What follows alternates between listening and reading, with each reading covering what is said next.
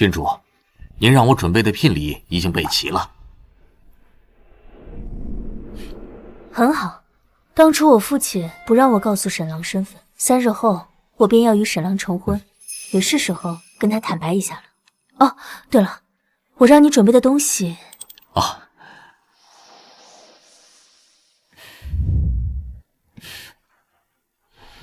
郡主，这是您要送给沈将军的宝刀，已经找好了。不过老侯爷那里……父亲无非就是不让我跟沈郎君成亲。算了，我父亲有什么话，等我3日之后跟沈郎拜堂礼成之后回来再说。是。沈家今天上下来玄妙观祈福，你切记要小心一点，人多眼杂，你们从后门走，别暴露了身份。明白。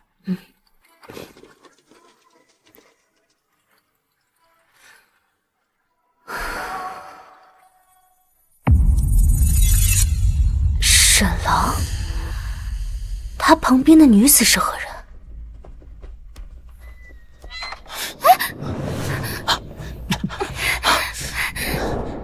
？3日之后就要跟那慕容昭成亲，今日还来找我做什么？你呀你呀，怎么还吃那破落商户女的醋？讨厌！放心吧，正妻之位自然是你的。至于她商贾之女，能以小妾的身份入门，已是她的高攀。若不是她有些值钱的生意，又痴心于我，不惜顶撞父母，恐怕是连进沈家门的机会都没有。放心吧，等她进了门，我便把她打发到乡下去替我孝敬父母。沈郎心中竟如此看我。只是有一点，你说他那些值钱的生意，我应当交由谁打理呢？讨厌！哎，那万一他不答应怎么办？为我，他什么事都会答应，因为他一直以为当年开城门救他的人是我。救命恩人的话，岂有不听的道理？什么？沈破浪不是我的救命恩人？不愧是沈郎。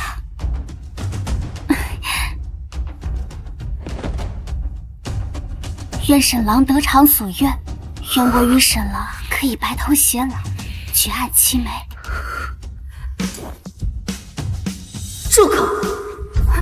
清净之地，岂能护有负心薄幸之辈？你二人在此通奸，是故意让神佛看见尔等龌龊罪孽，将尔等贱人打入地狱吗？沈郎，这是什么声音啊？这里不会闹鬼吧？快走！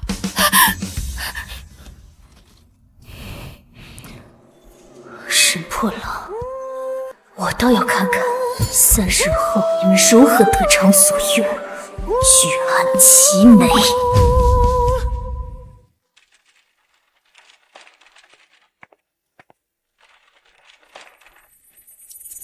小心！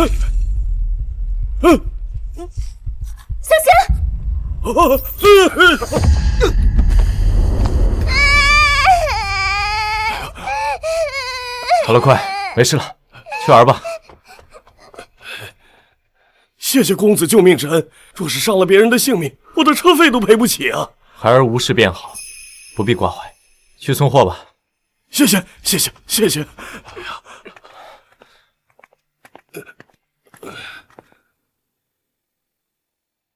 这人看着虽然衣衫褴褛，可是风神玉朗，虎背狼腰，周身的气势倒是比沈破浪更像将军。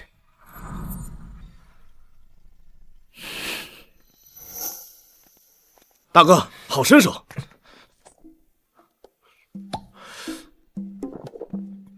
有人过来了。这位兄台，是他。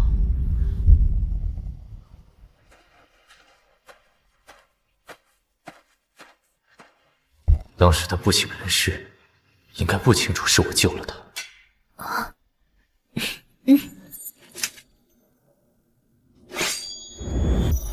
好刀！这把刀名为不二刀，取自忠贞不二之意。可惜我之前想送的那个男人，如今配不上这把刀了。如今这把刀送给你了。送我？不白送。我想请兄台帮我一个忙，冒充我1天的未婚夫。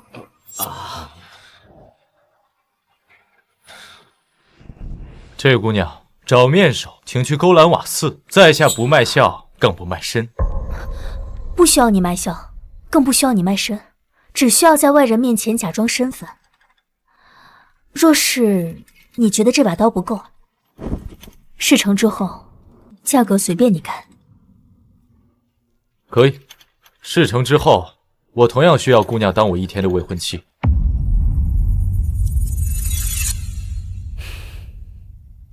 好，3日之后正午时分，骁骑将军府。一言为定。一言为定。沈破浪，3天后见。哎呀，真好，眼看50就要到了，这接亲6个怎么还没回来呀？都喜庆啊！就是，听说新娘还是商户之女，一个商户之女哪来这么大的架子？哎，但怎么还不来？新郎官儿啊，这眼看吉时已到，这慕容昭到现在还没露面，在座的宾客亲戚都看着呢。你说这慕容昭是不是就是想让大家看咱们的笑话？娘，你放心吧，慕容昭肯定不敢跟我摆架子，只是路上耽搁了，咱们再等等。哎，新娘来了，是吧？哎呀，新娘子来了呀！新郎来了。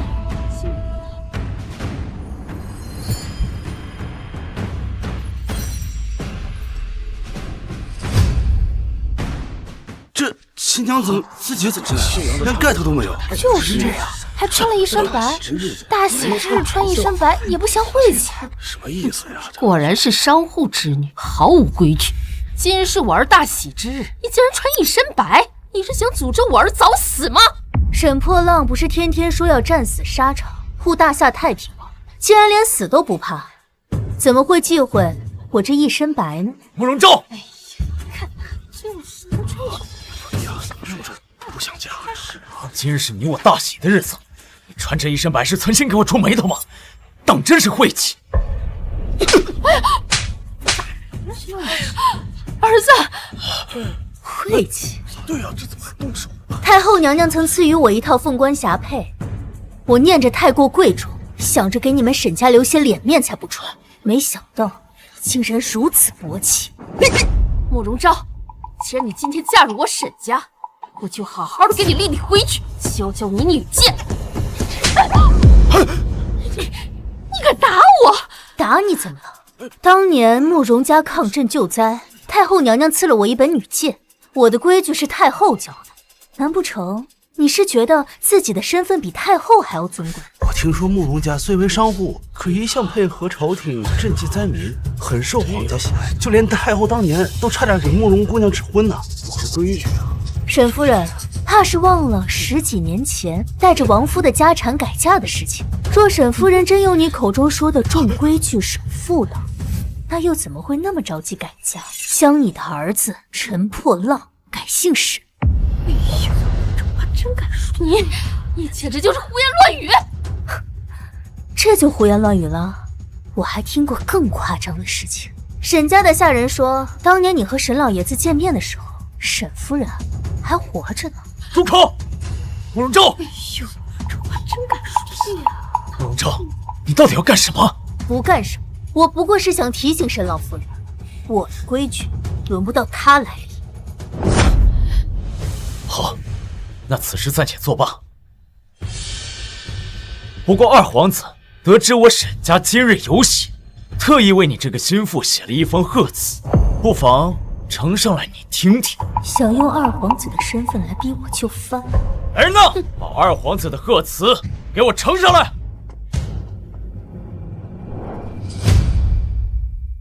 慕容昭，这份贺词可是二皇子特意为你写的，你可得好好听听。洗耳恭听。这第一，慕容昭虽与我儿两情相悦，可毕竟是商户之女，身份低贱，若想嫁给我儿，应自降身份为妾室，以免玷污我们沈家名誉。我倒也不是看不起护商之女，你若是能和大夏那位富商吴会首一样富可敌国，那我以平妻之位娶你入门，那也不算是辱没门风啊。这第二，慕容昭嫁入我沈家之后，理应把手里的所有生意都交给我沈家打理，避免以后在外抛头露面，以败坏我沈家名声。第三，我儿在朝为官，你作为他的妻子，理应替他回乡堂前尽孝。这沈家打的好算盘，给一个小妾的名分就想吞了慕容姑娘的全部生意，还打发人家回乡尽孝。这沈家是吃定了慕容姑娘对沈破浪的一片痴心，慕容姑娘现在嫁过去不好过呀。沈破浪，既然我的身份如此不堪，你们沈家的门槛如此之高，那老娘不嫁了。怎么能这样？什么？慕容昭，你知道自己在说什么吗？现在赶紧对大家表示，你刚才是胡言乱语的。我看在以往的情面上，我还是能够跟你成亲的，否则就算你跪下来，我也不会让你进沈家的门。嫁入沈家，我就算跟街边的乞丐一起讨饭，都会绕过你们沈家，因为我嫌你们沈家脏。慕容昭，这在座的宾客可都看着你，不会因为区区的一份贺词就赌气不成吧？娘，他这是故意让我紧张他，给我摆架子。这3年来我勾勾手指，他就百依百顺的靠过来。你家里的狗还挺多，我才不上他的当。沈破浪，你当真就觉得我就那么想嫁入沈家吗？我告诉你，我已经跟路边的乞丐私定终身。怎么是这样？慕容昭，你连撒谎都不会。如果你真找了个什么野男人，你今天还会跑回来跟我成亲吗？我今天来除了告诉你我跟别人私定了终身之外，还有2件事。现在是第2件事。还有什么事？不好了，不好了，少爷！咱们沈家在慕容家商号工作的人全都被解雇了，100多号人全都被赶了出来，如今连住的地方都没有了。什么？不光如此，还有10几个被查出来手脚不干净、做假账，被慕容家的人直接送去了官府，如今正在牢里关押。少爷，赶紧想办法救人呐！是你，都是你做的手脚，对不对？这么多年来，你们家的亲戚一直都是在靠我找工作来发落薪水糊口，如今我悔婚了，那既然是由你沈大将军自己来安排了，你真是忘恩！别急啊，好戏才刚刚开始呢。来人，这些是你们这3年以来你们沈家欠我们慕容商铺的钱，一共是38万6200银。什么？沈将军，你这么大的一个人物，该不会欠我们一个商户之女的钱吧？胡说！我沈家怎么会欠你这么多钱？那就要问问你的好母亲了。她可是在很多欠条上都签字画押了。这儿啊，你为官毕竟需要银钱打点，为娘也是没有办法。再说了，你马上要嫁给我们沈家了，我有你点钱是看得起你。母亲这么做也都是为了我。大夏律法，杀人偿命，欠债还钱。沈破浪，这些钱如果你少还我1两，我就跟你对簿公堂，到时候让所有人都知道你沈大将军需要靠一个商户之女来养活全家。慕容昭，你别忘了，3年前是我救你一命，你就这么报答你的救命恩人是吗？对，慕容姑娘之前一直说沈将军对她有救命之恩，如今大婚当日逼恩人还债，是过分了呀。没错，慕容昭，要不是我儿救你，你早就死了。忘恩负义，沈家欠你的钱对你来说不过9牛1毛，比得上我儿救你的这条命吗？慕容昭，你现在要是跟我道歉的话，我还是可以考虑让你进门的，否则委专让整个京城都看清楚你是如何一个忘恩负义的女人。我忘恩负义？谎话说多了，自己都信了这弥天大谎。你这话什么意思？你口口声声说那天晚上救我的人是你，真的是你吗？哼，那当然了。哼，说谎！原本我也以为是你救了我，毕竟除了你这个骁骑大将军以外，谁又可以深夜凭腰牌打开城门？所以我告诉你，现在道歉还不算晚。可惜啊，你不知道的是，夜间临时开关城门可是大事，要在皇室的内监处仔细登记，而我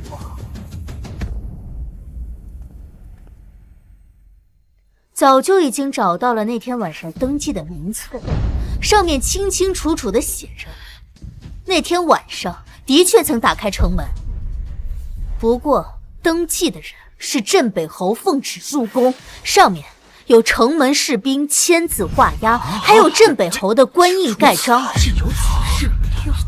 所以镇北侯为了着急见圣上，把我交给了城门士兵，而你贿赂了城门士兵，骗了我整整3年。你撒谎！知道了，你肯定就是跟那个乞丐已经私相授受，所以在这里编故事抹黑我。我抹黑你？你不知道的是，皇上为了迎接镇北侯，早就已经派温公公在内监处等候。温公公早已将一切都看在眼里。撒谎，不可能！那不如就叫温公公亲自来说。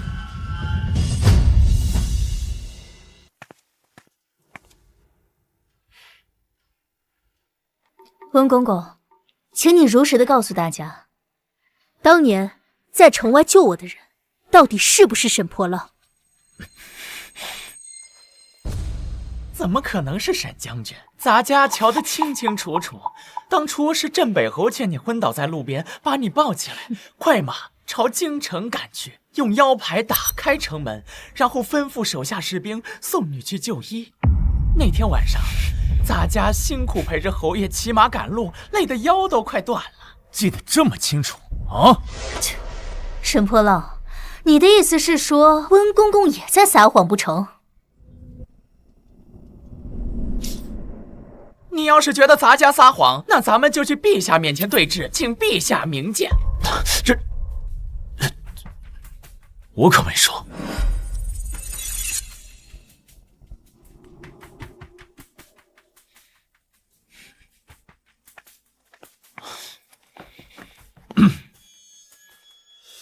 周儿，就算我不是你的救命恩人，难道我们这3年的感情相知相爱也是假的吗？就算没有救命之恩，你对我一点感情都没有吗？没有救命之恩，你就要悔婚离我而去吗？不会的。那就好，我就知道你舍不得。在离开之前，我还要再做一件事情。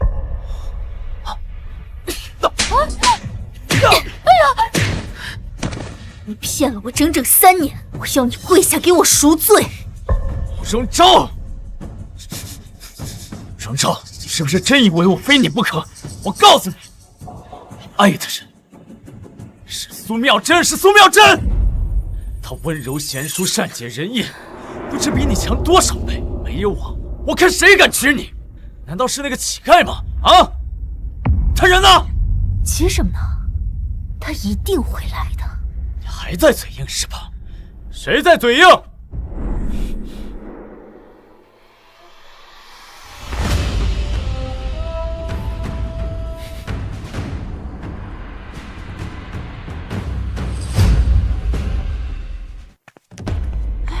什么人啊？这是我操，这谁啊？都准备好了。看到了吗？你鄙夷的乞丐，此刻是我认定的良人。你什么？这是他之间是他们，而你不过就是我随手丢掉的一块垃圾。昭，你别忘了，今天是我们的婚礼，竟然自甘堕落，跟这个乞丐待在一块，真是不知廉耻。我不知廉耻，沈将军怕是忘了吧？我来这是退婚的，至于我跟谁在一起，沈将军怕是无权过问。好啊，退婚是吧？那我今天满足你，现在就书信一封给妙真，让她过来。今天就是她跟我的婚礼。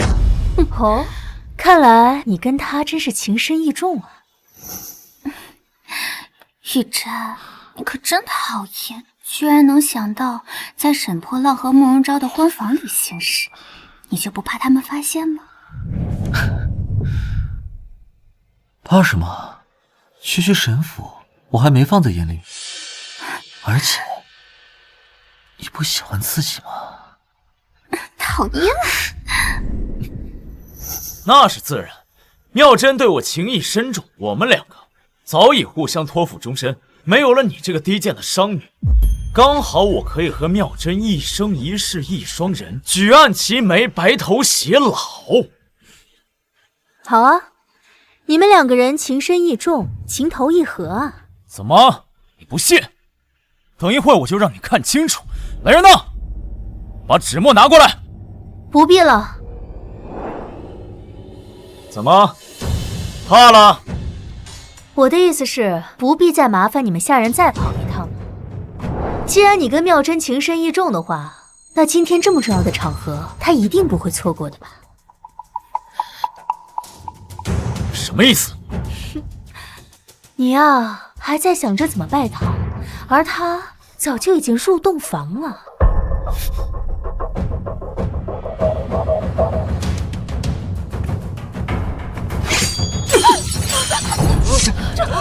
哎呦，你看，你这样，这玩的这么花，真是太丢人了。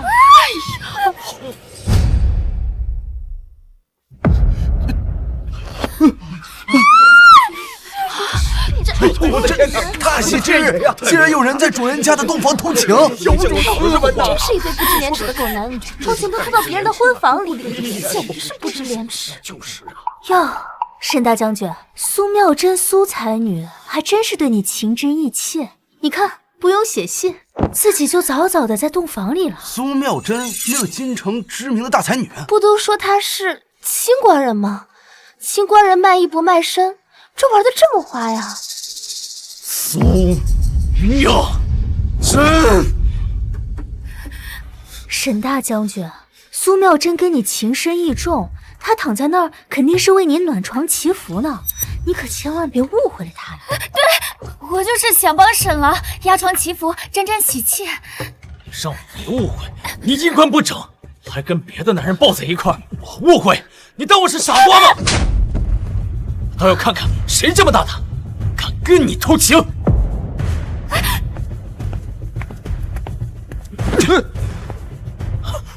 宋玉珍，太常寺少卿宋玉珍，哎，他不是沈将军最好的朋友吗？宋玉珍，你敢抢我的女人啊！哎呦呀，妙真早就和我私定终身，什么时候成了你的女人了？苏妙真，你口口声声跟我说爱我，说要跟我白头偕老，却背着我跟宋玉珍私通。不行，宋玉珍地位虽高，但不过许我个小妾之位，沈郎却可以让我做他正妻，必须得稳住他。沈郎，你误会了，你听我说，我可以解释的。哼，解释？解释什么？解释你怎么白日衔银，跟男人带着吻痕，招摇过市吗？沈大将军，这话就严重了。虽然苏姑娘身上有吻痕，但那也一定是有原因的呀。你给我闭嘴！这里哪有你说话的份儿？我打他没打你是吗？你敢动他一下试试？妙真，你可有事？沈波浪，妙真是我的女人，就别自作多情了。我自作多情？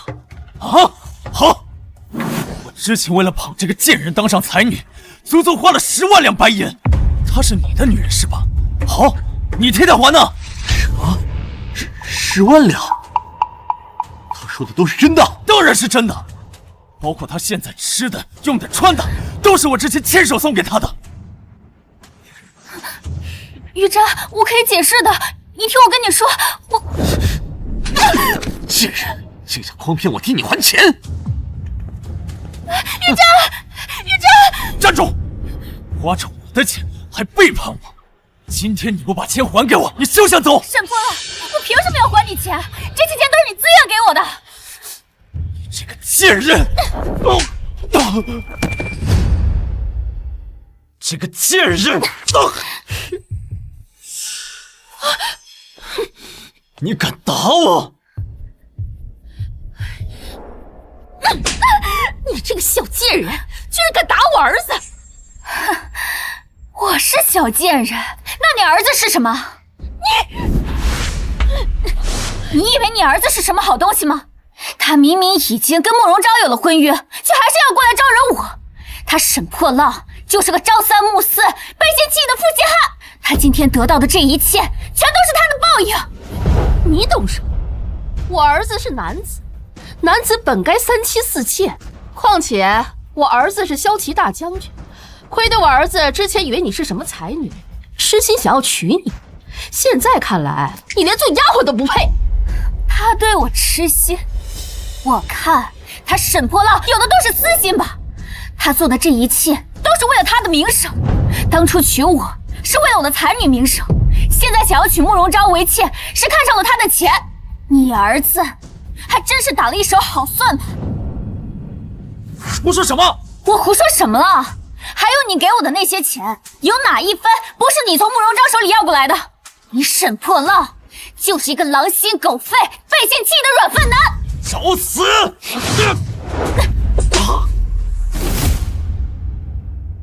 找死！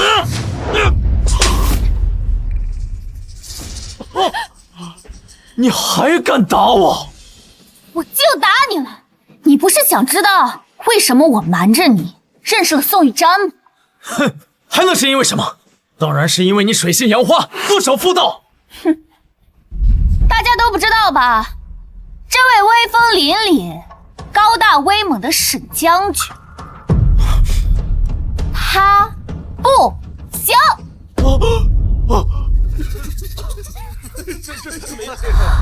别看，恶心。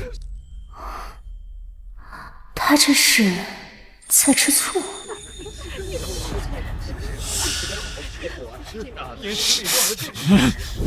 我弄死你！我！松开！我这么做都是为了帮你，怕你怀不出子嗣，所以找个男人替你。贱人，挂着我的钱还敢背叛我！来人呐，送他去顺天府，一日不还钱，一日不许放他出来！我凭什么要还这些钱？就算要还，我也就要还给慕容昭，关你什么事啊？慕容昭给我的钱就是我的，你花着我的钱还敢背叛我！来人呐，来人，把他压下去，给我压下去！放开我！沈破浪，你这个狼心狗肺的负心汉，你以后一定会遭报应的！滚！沈大将军，你跟苏妙真的事情解决完了，那我和你的事情是不是也该解决了？38万6千两银子，什么时候还我？再不还的话，我就把你送到顺天府，让你跟你的野鸳鸯团聚。你们干什么？我告诉你们，我可是骁骑将军，当心我把你们这群乞丐都给抓起来！无缘无故就抓人，传出去，这将军的位置恐怕保不住。你，慕容昭，我可是你夫君，你真要看着这种下等人如此冲撞你的夫君吗？盖头都没掀，洞房都没入，算哪门子夫君啊？你还真是会往自己脸上贴金啊！说起来，你心心念念的苏妙真倒是入了洞房，果然是天赐的良缘呢。闭嘴！慕容昭，你别给我提那个贱女人，她居然敢在我的洞房跟别的男人狗血，胆大包天，不知廉耻。这么说的话，还真是，苏妙真真是胆大包天，青天白日在这里宣淫就算了，地点还选在了沈府，倒真是跟她清纯的外表不符啊。是说的真对呀，儿啊，你不觉得奇怪吗？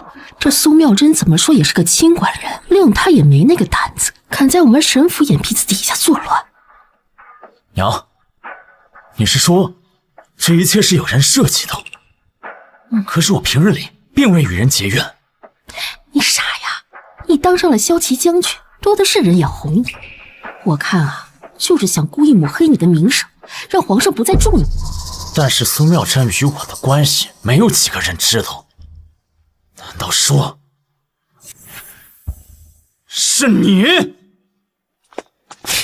慕容昭，这一切都是你设计的，对不对？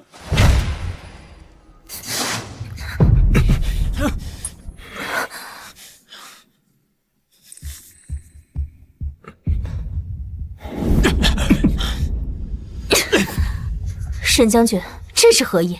我怎么听不明白呢？你就别装了，慕容昭，你早就知道妙珍今日在我府上，所以你这个奸夫一进来就直奔洞房而去。你这么做是在毁了我，你知道吗？哼，我毁了你？他们二人早有私情，我不过就是做了一件顺水推舟的事情。谁能想到他们竟然踩在你的脸上，在你的床上做出这样的事情？你，与其纠结这些，不如想想欠我那38万6千两银子什么时候才能还？没工夫陪你玩这些。慕容昭，你今天做这一切都是为了想让我以正妻之位娶你进门，是不是？但我告诉你，你再这么胡闹下去，想进入沈府的门都没有。进不了你沈府的门，我简直是求之不得。你不想进我沈府的门，难不成你要进这个乞丐之家吗？你给我听好了，我慕容昭就算嫁给一个乞丐，也不会嫁给你这种忘恩负义之人。好啊，我知道了，慕容昭，你早就跟这个乞丐私相授受，所以你才要拉着苏妙珍来当垫背的。你装这副清高的模样不累吗？你说什么？别冲动，他是朝廷命官。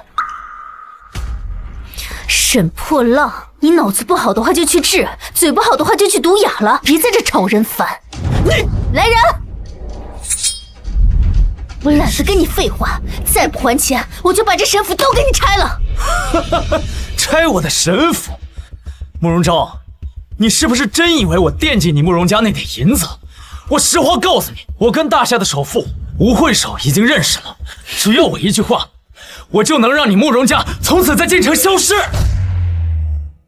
吴会首就是那个大夏第一富商，没想到沈破浪竟然攀上了吴会首，看来沈家要一飞冲天了。是啊，据说吴会首打造的商会已经足以力压大夏皇商，富可敌国啊！听到了吗？听到了吗？人家吴会首的产业遍布整个大夏，这不是你一个小小慕容家能比得了的。是吗？那跟你又有什么关系呢？我不妨告诉你，吴会首早就联系过我，而且表示很看好我，告诉我今天会送来一份大礼。你说这跟我有没有关系了？3日前我还不知道沈破浪的真面目，的确想给他个惊喜。郡主，您让我准备的聘礼已经备齐了。很好，当初我父亲不让我告诉沈郎身份，3日后我便要与沈郎成婚，也是时候跟他坦白一下了。快点，快走，快点！你说吴会首会来送礼？哼，慕容昭，我是谁？我是骁骑将军。吴会首想与我结交，给我送礼，那是人之常情，这不是你一个商贾之女能想象得了的。好啊，那你敢不敢跟我打一个赌？什么赌？就赌他今天不会把礼送到你们府上。如果我要是输了，这38万6千两白银一笔勾销；但如果你要是输了，你就要当着所有人的面承认你就是一个欺世盗名的卑鄙小人。真的还有事？好，你想赌是吧？我跟你赌。我就不相信一个小小的商户之女能让全国的首富吴会首听她的话。好啊，拭目以待。大吴商会，吴掌柜到。大吴商会，吴掌柜到。吴掌柜。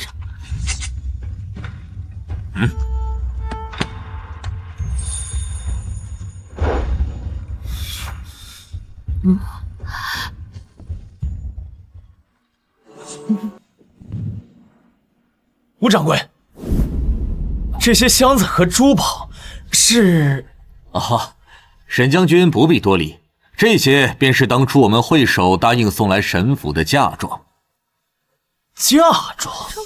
对呀，哇，都挺大手笔啊！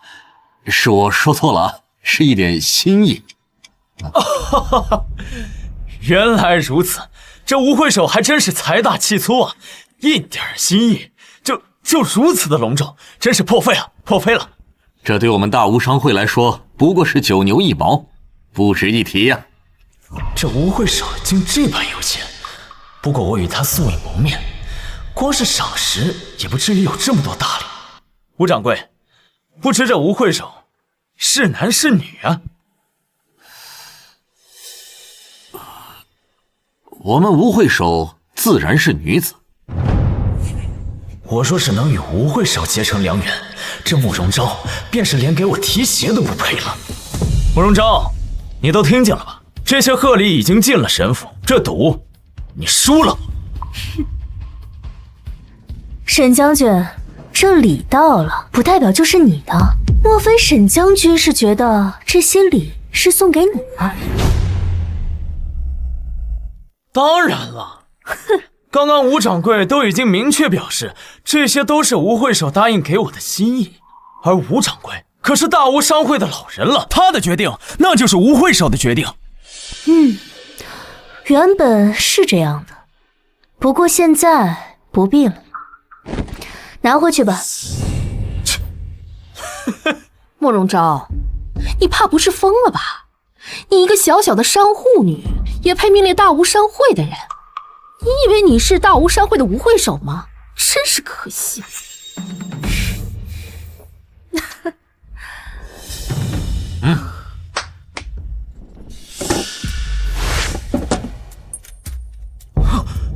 吴掌柜，您这是干什么呀？哎，都是这个贱人冲撞了吴会首啊，跟我们沈府一点关系都没有。就是啊，吴掌柜，你就应该把他给抓起来。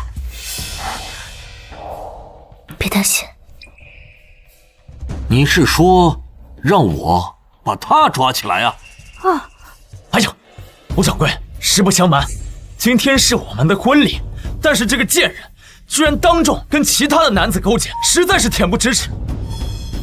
不过本将军大怒，不跟他计较，她不再是我的未婚妻，所以你也不必看在我的面子上对她言听计从。你的面子？那你可知这些金银珠宝、黄金地器是为何人准备？这自然是吴会首给我准备的一点心意嘛，想必也是为了今日的大婚所备，实在是破费了。这些自然是为大婚所准备，只是这正是我们会首亲自为他准备的嫁妆。什么嫁妆？莫非这吴会首看中了沈将军？对呀，这吴掌柜，此话当真？这沈某若得到了吴会首的倾心，那真是荣幸之至啊！沈将军怕是有些荣幸的过早啊，这些嫁妆你一分都得不到。你闭嘴！这哪有你说话的份儿？慕容昭，难道你还能决定这些嫁妆的去留问题吗？我当然能决定这些嫁妆，因为这些都是我的。你的？你也配冒充吴会首？冒充？我慕容昭何须冒充旁人？这些嫁妆本来就是我的。慕容昭，你的嘴什么时候变得这么硬了？报！果真如此，当真。儿啊，可是出什么事了吗？咱们沈家的大好日子马上就来了。真的？慕容昭，你还不知道呢，今天的婚宴不仅有大吴商会送来的大礼，就连那位神龙见首不见尾的吴会首都会到。吴会首也会进，这么大人物也会来呀！哎呦，我没听错吧？吴会首竟然要来神府？这谁要是能和吴会首攀上关系，那日进斗金岂不是手到擒来？慕容昭，我劝你现在乖乖下跪，看在以往的情面上，我可能还会替你求情。不然的话，不然如何？不然我就让你慕容家在京城消失。是吗？那你心心念念的吴会首为何会来此？吴掌柜的话你没听明白吗？这些金银财宝全部都是吴会首给我带来的嫁妆。今天正是我的大婚之宴，吴会长是赶来和我成亲的。是吗？没人告诉你，你的脸皮厚的能筑起一堵墙吗？行了，慕容昭，你现在赶紧给我跪地求饶，否则吴会首要是到了，你再想求饶就来不及了。是吗？我倒是想看一看，到底谁向谁求饶。好啊，真是不见棺材不落泪。不是说这吴会首会来吗？怎么还没来？该不会不来了吧？吴掌柜，这吴会首可是有什么事耽搁了？我们会首早就到了。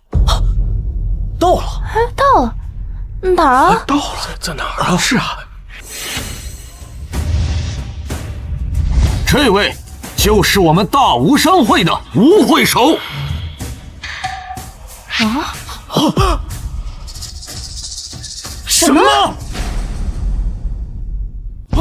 什么？吴掌柜，您别跟我开玩笑啊！她怎么可能是大夏第一女富商呢？我与沈将军的关系还没到开玩笑的程度。慕容昭是第一女富商，这些金银财宝岂不是？我说过了，这些都是我的嫁妆。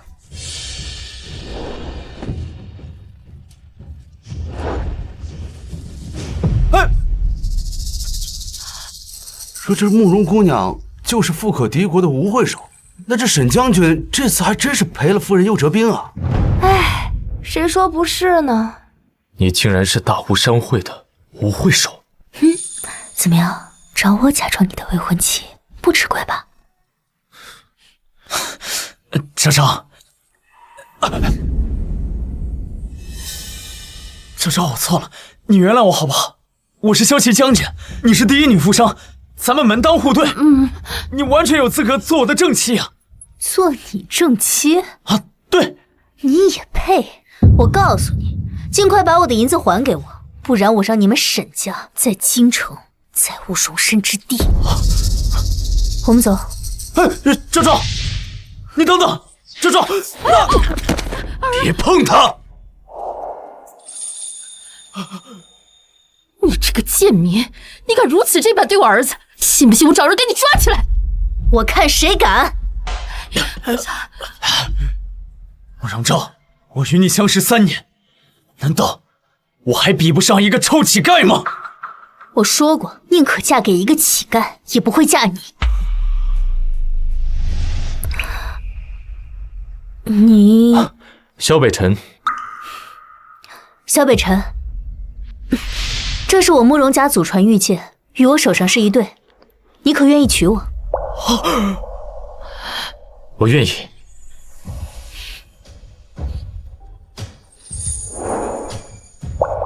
我不同意！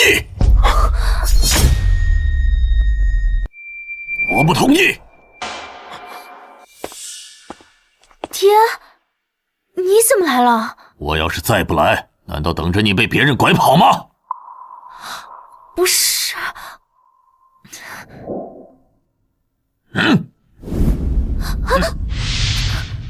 男未婚女未嫁，拉拉扯扯，成何体统？爹，女儿想通了，女儿不嫁给沈破浪了。沈破浪？伯父，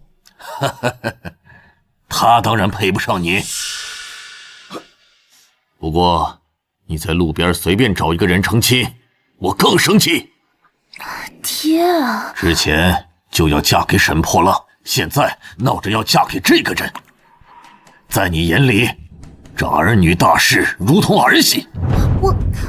伯父，您放心，我们只是……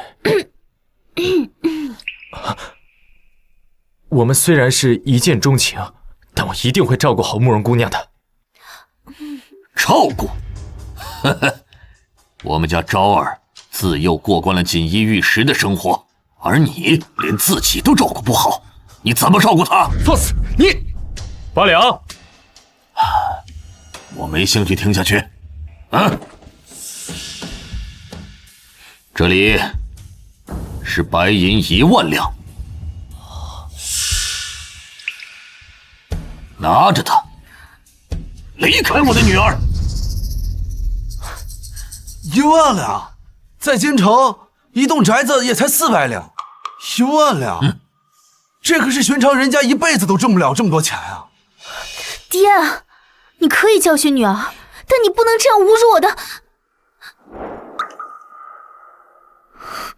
朋友。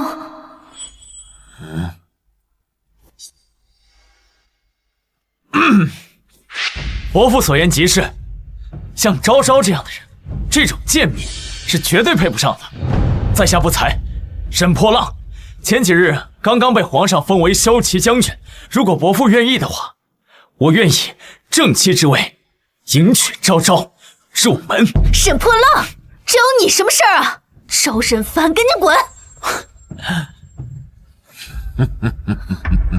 伯父，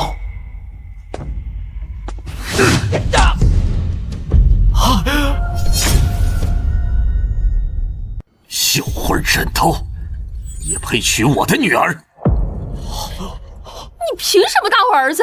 绣花枕头？莫非这沈将军的官职德不配位？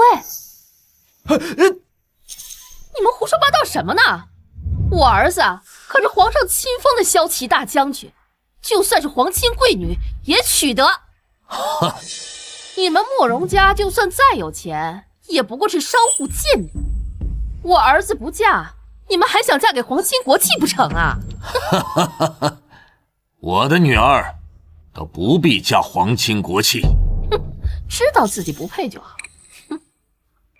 因为我慕容家就是皇亲国戚。这莫不是疯了吧？这话可说不得。慕容咒，你要是想死，别连累我们。我又没有说错，我慕容家本来就是皇亲国戚。你这还在嘴硬！如果我没看错的话，这枚玉佩应该是当年圣上起兵时送给老臣傅明侯的。我曾听我父亲说过，傅明侯乃当今圣上的儿时玩伴。当年若不是傅明侯捐出家产购买粮草，陛下才能招兵买马统一天下。因为他不喜当官，所以陛下给他封为侯爷后特许经商，就连傅明侯的独女也被皇帝视为义女，赐为清宁郡主。你倒是有些眼力，不错，老夫正是傅明侯慕容楚。见过侯爷。虽然你眼光不错，但是你跟昭儿的婚事，我是不会同意的。爹，当年你跟母亲就是不顾家里反对的自由恋爱，那凭什么我不可以啊？哎呀，昭儿，那你就更应该知道，当年我跟你娘到底吃了多少苦，受了多少罪。哎呀，昭儿，我就实话告诉你吧，太后已经决定做主，为你赐婚了。什么？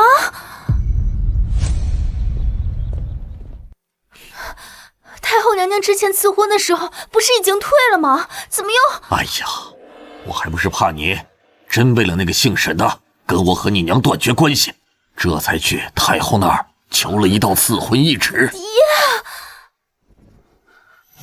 哎呀，不行，我自己去找太后娘娘说。昭儿，懿旨一出，哪有收回去的道理？而且太后说了，这一次定然给你选个好人家。我不需要。我已经找到相伴一生的人了。昭儿，听话！这一旨一出，你若是不接旨，那便是抗旨不遵。太后可能并不能把你怎么样，可如果再这么闹下去，她会是个什么后果呀？可是，哎呀，昭儿，莫要因为自己害了别人啊！要不，慕容姑娘若是为难，我劝太后收回成命便是。一个市井里的乞丐，还妄想劝太后收回成命？你真以为自己是镇北侯啊？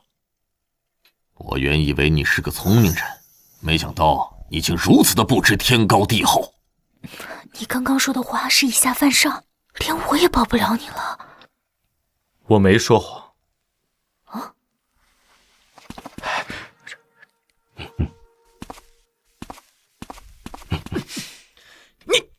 侯爷，老侯爷、老夫人说府里有大事，要你赶紧回去一趟。可又说是什么事？终身大事，让你马上回府。就说我现在有要务在身，不去。可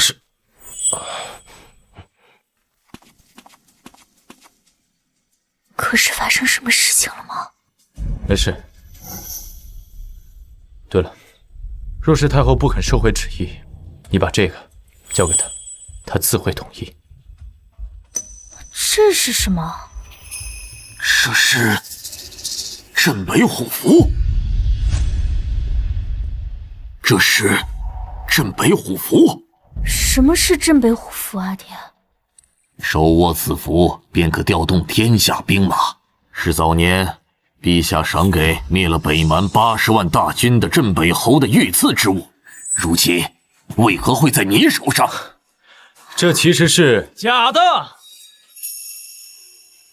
哼，凡是军中将领，谁不知道这镇北虎符是圣上赐予镇北侯英勇杀敌的赏赐之物？怎么会落在一个乞丐的手里？所以那枚虎符一定是假的。这还假的？假的虎符？真的假的？这枚虎符是真的。死到临头了还敢嘴硬，冒充王祖，可是诛九族的大罪。我知道你是想帮我气一气沈破浪，但是伪造朝廷之物可是很严重的事情，这样你会有危险，我心里也会。慕容姑娘，你相信我，这枚虎符是真的。够了，慕容昭，难道你还真听信这个乞丐的话呀？啊，他若是什么皇亲国戚，从镇北侯的手里借来这枚虎符，耍耍威风也就算了，他这副穷酸样，他配吗？我为何不配？如果这枚镇北虎符是真的，你又当如何？不知天高地厚的家伙，这枚虎符若是真的，我就跟你一样去当乞丐。记得当年陛下把虎符赠予镇北侯的时候，特邀城内的文臣武将、国公侯爵一起观摩，记住虎符的暗器，免得日后有人用假虎符调动兵马。想必侯爷一定见过吧？不错，老夫当年的确见过镇北虎符，而且知道其暗器所在。不过，你确定要让我看吗？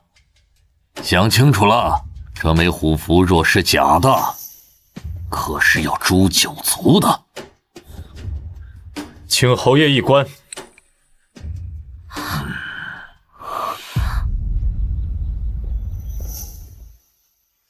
这是假的，我就知道。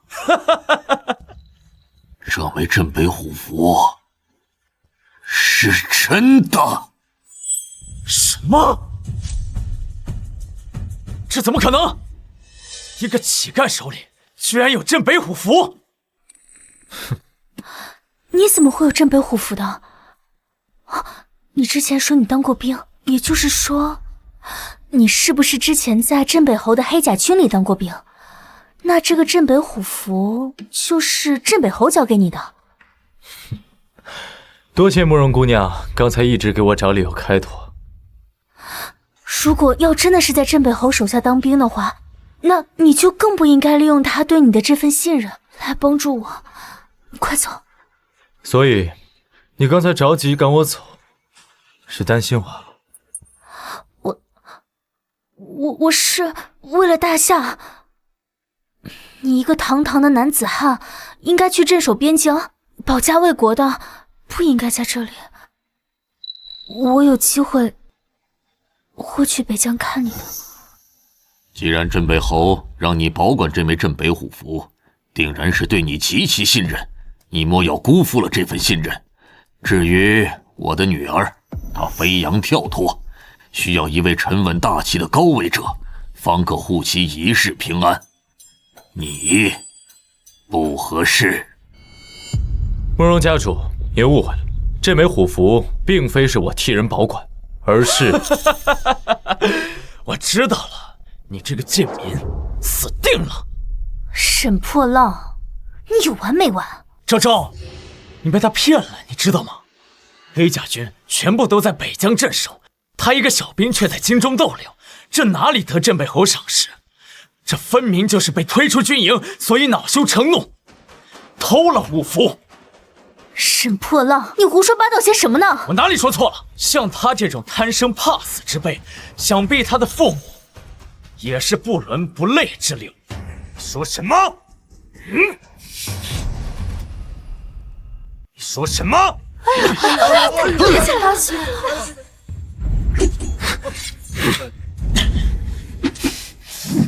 你有什么资格议论我的父母？一个乞丐的父母我都说不得了，我就是杀了你又如何？找死！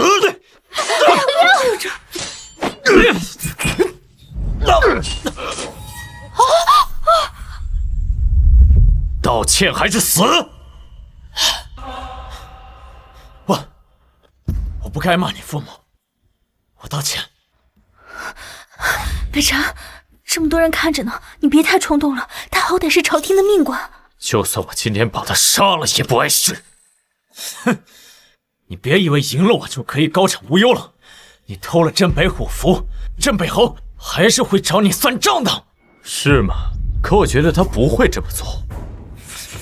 你什么意思？因为你口中所说的镇北侯是我。镇北侯，真的假的？这也是能全说的。你什么时候害得失心疯了你？我告诉你，就凭你一个顶替镇北侯的罪名，就已经是死罪了。就是，果然是个什么都不懂的乞丐，冒充朝廷重臣可是重罪。是啊是啊，对呀，就是。北辰，你不能这样说，镇北侯是何等人物，你这样说会给自己惹大麻烦的。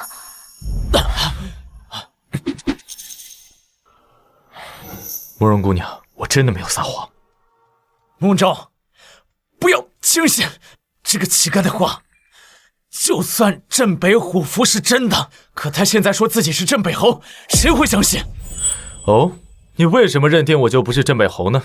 哼，你看看你自己这身穷酸样，就算我说你是一个小兵，都已经是抬举你了，还敢大言不惭地说自己是镇北侯？有何不敢？我知道你是想帮我，所以才一直冒充镇北侯的。但是现在这些事都交给我，你快走。慕容姑娘，你不用担心，我真的是镇北侯。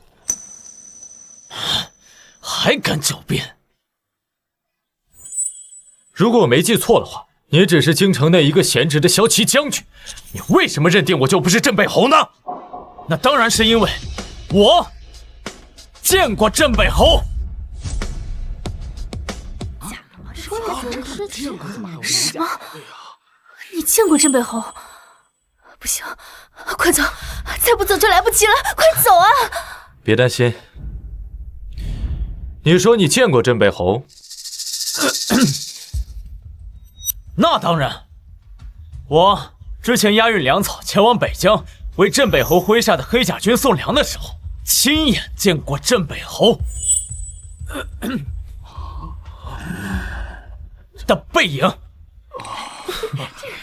太搞笑了，背影能看出什么？多真切！但镇北侯英明神武，气宇不凡，统御万军的气势，岂是这个小小的士兵能比拟得了的？你确定？我当然确定，而且大家都知道镇北侯镇于北疆，无诏不得入京。你说你是镇北侯，难道你要说你是无旨入京吗？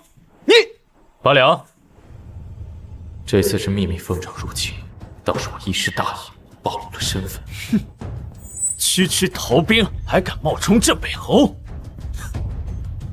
好啊，我知道了。你肯定知道昭昭的救命恩人就是镇北侯，所以你想骗取昭昭的感情，对不对？你说什么？沈破浪，你在这发什么癫啊你？昭昭，他知道你有一颗感恩的心，所以故意冒充镇北侯。此人何其心机！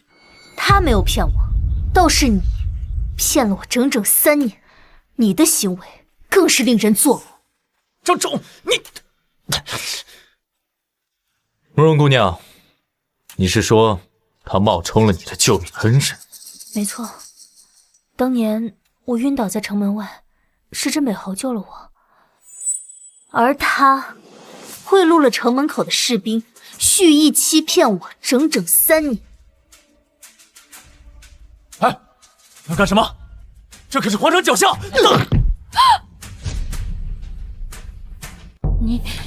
你竟然敢对我儿下如此重手！沈破浪蓄意欺瞒皇亲国戚，别说我打他这一拳，按照大夏律法，应当把他问罪入狱。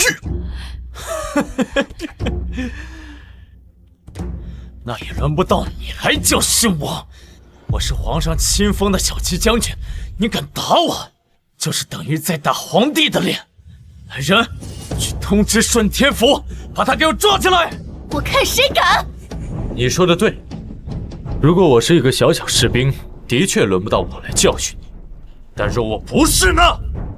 镇北虎符可号令3军，先斩后奏。今日即便我把你杀了，也只需日后向皇上禀明即可。什么？儿啊，他说的可都是真的？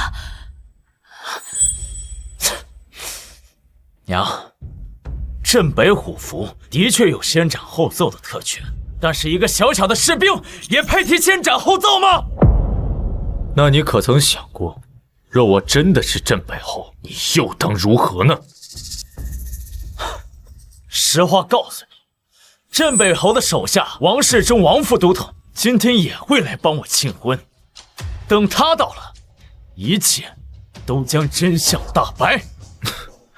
王世忠，他的确是黑甲军的副都统。这……来人，将此人拿下！父亲，你这是要干什么？此子藐视圣上，冒充镇北侯。如若我们今天不将他拿下，连累的就是咱们慕容家呀！不行，他是为了我才冒充镇北侯的，你不能把他带走。昭儿，他哪怕不相信我是他的救命恩人，也愿意出来维护我。放心，就算王副都统来了，我也不怕。还在大言不惭！我是否是大言不惭？等你那位敬重的王副都统到了，不就都知道了吗？不见棺材不落泪。好啊，咱们等着瞧。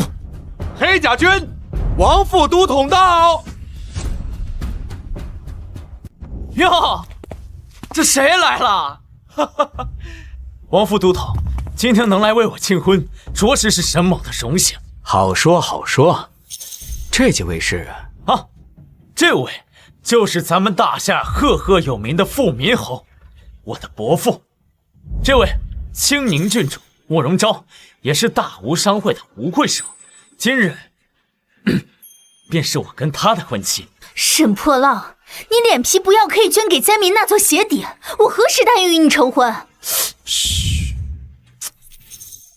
这沈破浪怎么净给我介绍这些位高权重之人？若是身份被识破了，算了，反正我舅舅久在边关，他们应当也不认识。在下黑甲军王世忠，见过富民侯青宁郡主。不必多礼。你是黑甲军王世忠，可我怎么记得他不是这副模样呢？放肆！你一个背信弃义的逃兵，不仅直呼王副都统的名讳，还敢质疑他。这位是？王副都统，这位不过是黑甲军中的一个逃兵。不过刚刚此人居然想冒充镇北侯，此罪可诛啊！什么？镇北侯？嘿呦，他怎么可能是镇北侯呢？你看他穿的衣服如此的破败不堪，我说他是逃兵，错不了。王副都统，您跟随镇北侯浴血奋战多年，想来定是最了解镇北侯之人，不妨今天就当着大家的面揭穿此人身份，如何？沈破浪，你够了！王副都统，实在是不好意思，北辰他只是一时心急，并非是有意冒犯镇北侯的。慕容姑娘不必如此，他根本就不是王世忠。大胆！你竟敢造谣王副都统的名，简直是不知死活！我是不是造谣？你问问他不就知道了？你当真是黑甲军副都统王世忠？我自认是。这枚玉佩就是镇北侯为了褒奖我上阵杀敌的功绩，亲自奖赏给我的。黑甲军呢，人尽皆知。现在你又有何话要说呀？该不会说这玉佩也是假的吧？这玉佩自然是真的，这玉佩是我亲自嘉奖给王世忠的，怎么会在此人手中？我的身份自是无误的，倒是你胆敢冒充镇北侯，来人，还不赶紧把这个人给我关进顺天府，来日禀明圣上，将此人斩立决。来日禀明圣上，将此人斩立决。敢害我被众人质疑，我定要你死！不行，今天无论是谁，都不能带走他。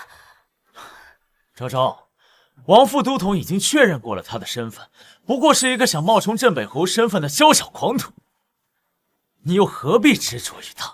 闭嘴！昭儿，记住你的身份，莫要执迷不悟啊！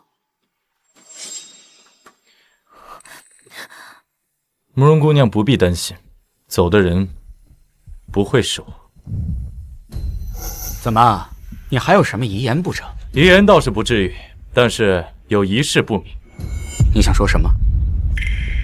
我听闻王副都统跟随镇北侯上阵杀敌多年，有一年不幸被北蛮俘虏，颈后被烙上了俘虏的印记。王副都统应该记得吧？自是记得，不过是为国效忠，不值一提。说得好。给我放手！大胆！你居然敢对王副都统动手！我不过是想和王副都统切磋一下，没想到这王副都统不但武艺一般，就连这薄厚的印记都能削得干干净净。没想到这王副都统不但武艺一般，就连这薄厚的印记都能削得干干净净。这看着不像有印记的模样。你傻呀，这人是个冒牌货，我们都被骗了。快扶我一下！你到底是谁？敢骗我？他的确不是王世忠，可你为何会有我赏赐给王世忠的玉佩？我虽然不是王世忠，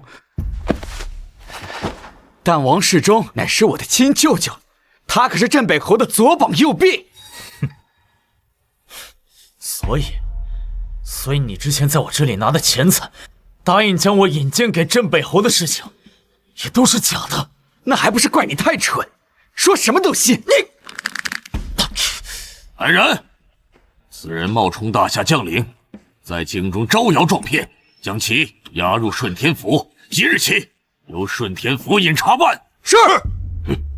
等等，我舅舅可是镇北侯手底下的副都统，我舅舅是副都统。我自会派人去告知镇北侯，等其发落。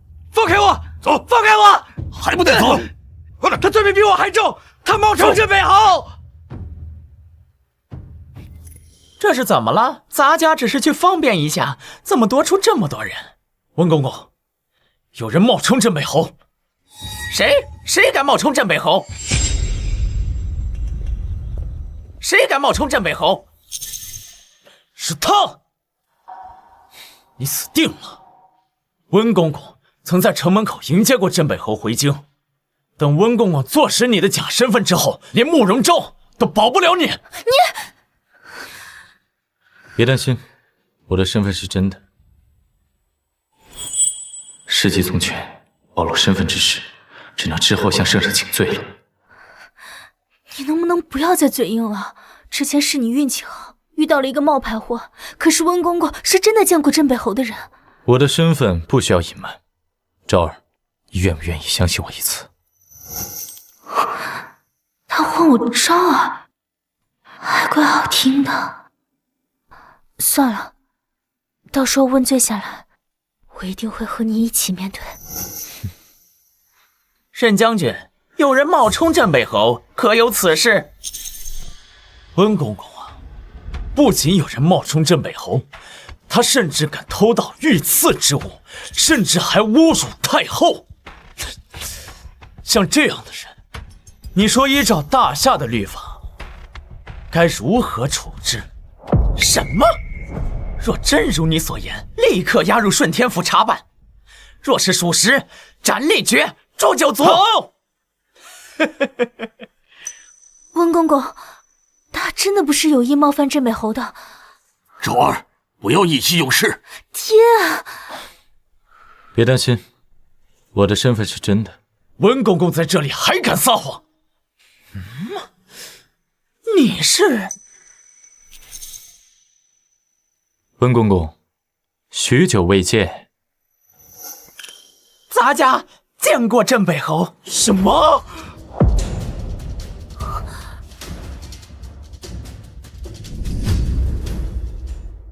咱家见过镇北侯。什么？温公公，你不会看错了吧？他怎么可能是镇北侯呢？咱家还没有眼瞎，怎么可能认不出镇北侯？这怎么可能？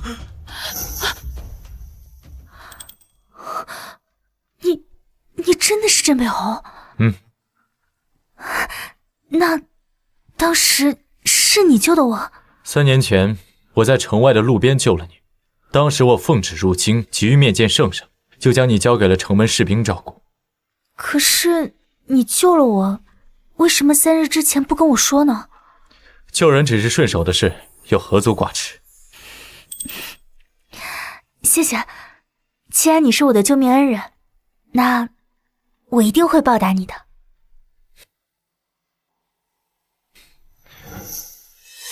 只是我没想到，有人冒充我的身份，对你挟恩图报。慕容昭，是不是我救的你？但是你在门口那几天，不是我照顾你的吗？都说滴水之恩当涌泉相报，我不用你非得嫁给我了，你直接给我20万两银子，咱们俩一笔勾销。你口中所谓的照顾，不过就是用我慕容家的药材使唤我慕容家的下人，如果动动嘴皮子就可以赚20万，这个世界上哪有那么轻松的事？你……哦，对了，说到钱，来人啊！既然沈将军不还钱，那就把沈府都搬空了。什么时候沈将军还钱了，再慢慢说。住手！住手！住手！住手！住手啊！慕容昭，你别忘了这里是沈府，这是圣上亲赐的将军府邸，你简直是欺人太甚！我今天非要教训教训你不可！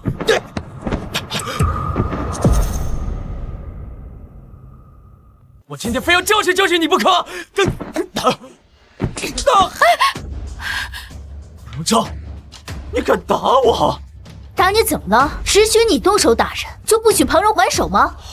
还有，你引以为傲的将军府，马上就不是你的了。你什么意思？如果不是我用钱帮你平步青云的话，你觉得你能坐稳骁骑将军的位置吗？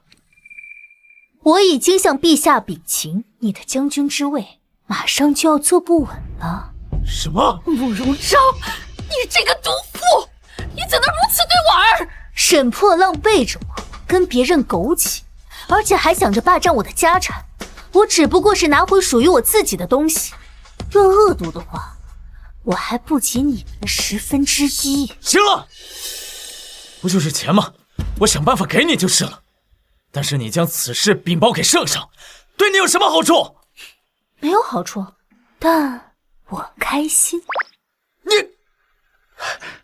郡主，将军府内的财物全部清理完毕，按照街坊换算数量，共计12.6千200银。好啊，也就是说还剩下24.2千两没有还清。来人，既然将军府都已经搬空了，那就把沈将军请入顺天府，什么时候还钱了，什么时候再放出来。是。啊！住手！住手！跳下去！走，走！你这个贱人，我跟你没完！带走！慕容昭！走，老实点！拜拜喽！事情已经明了，咱家就先告退。没事了，都撤了吧。走！哎呀，真是会是钱财，回家洗睡了。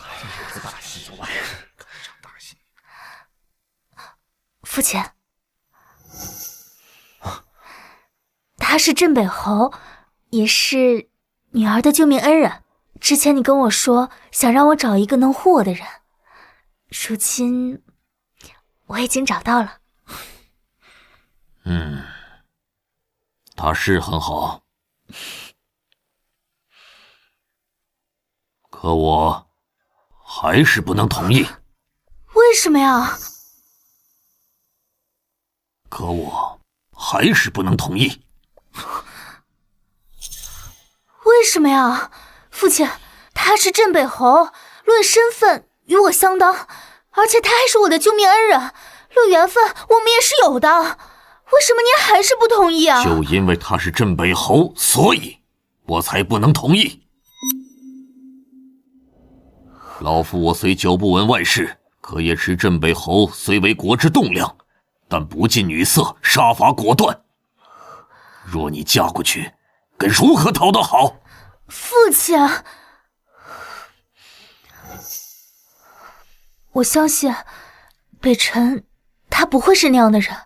哎呀，你才跟他相识几日，对他能有多少了解呀？伯父，可能因为外界的传言让您对我有一些误解，但是早在3年前，我就对慕容姑娘一见钟情。我向您发誓，此生我定会护慕容姑娘安全。他喜欢我？够了！你能做好为国尽忠的英雄，不代表也能做好护妻如珍的丈夫。我问你，假如有一日边关战旗，而正巧昭儿也遇到了生命危险，你救谁？父亲，我在问他，你说，你救谁？我会为了大夏驻守边关。意料之中啊，昭儿，你也都听到他说什么了？父亲，他是堂堂镇北侯，守护国家大义是他应尽的职责。您这分明就是在刁难他。不过，我若娶了慕容姑娘，她可凭借这枚虎符调遣京中各郡。陛下若是问责，我一力承担。花言巧语。父亲，好了，不必多说，今日之事到此结束，这门婚事就此作罢。这门婚事就此作罢。父亲，别担心，我去求太后收回成命。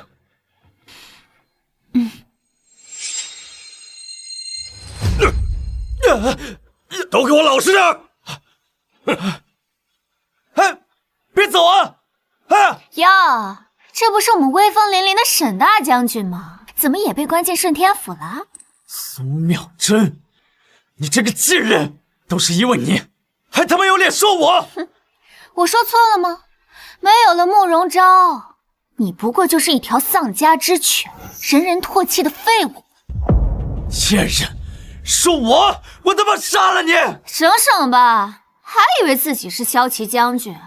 哼，沈破浪，你早就已经没救。杀了你！够了！参见二皇子殿下。他就是二皇子。废物！你是怎么跟本王保证的？你说那慕容昭对你死心塌地，非你不嫁。结果呢？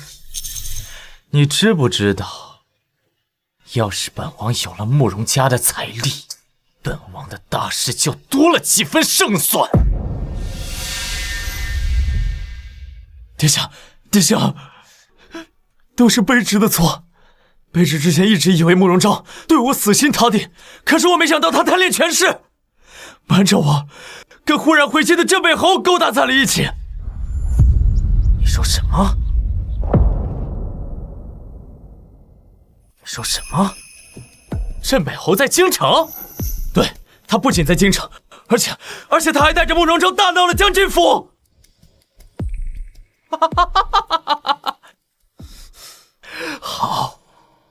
好得很呐！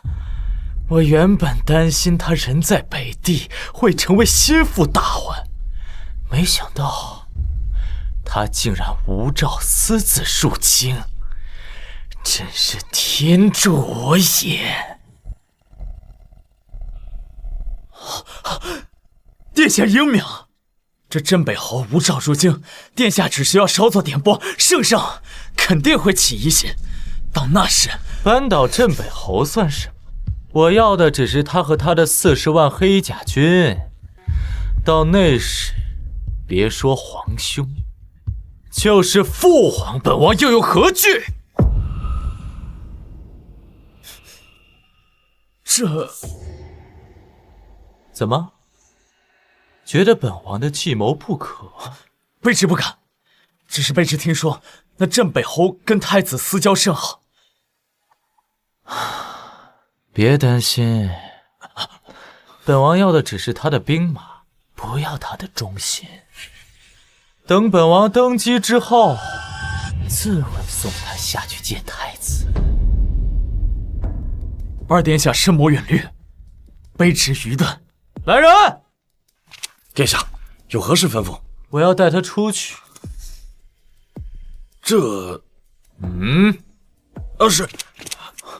多谢二皇子殿下。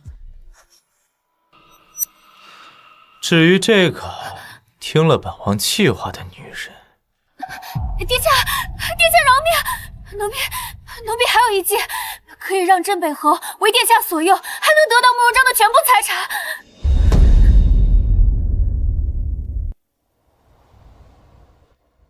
如果我父亲真的去求太后赐婚，你真的要为我去求太后收回成命吗？当然，我萧北辰向来言出必行。可是，如果太后不同意呢？那我就去求陛下，求陛下准许我萧北辰用一生的功勋爵位来换你一人。真的吗？如果做不到忠贞不二，怎么敢收下你送我的不二刀呢？可就算……烦死了！我父亲他就是个老古板，那到时候他求陛下赐婚，他对我们肯定会心怀怨怼。那就证明给他看，不管是1年、10年，甚至一辈子，我萧北辰不仅能做好保家卫国的将军，更能担当得起护妻如珍的丈夫。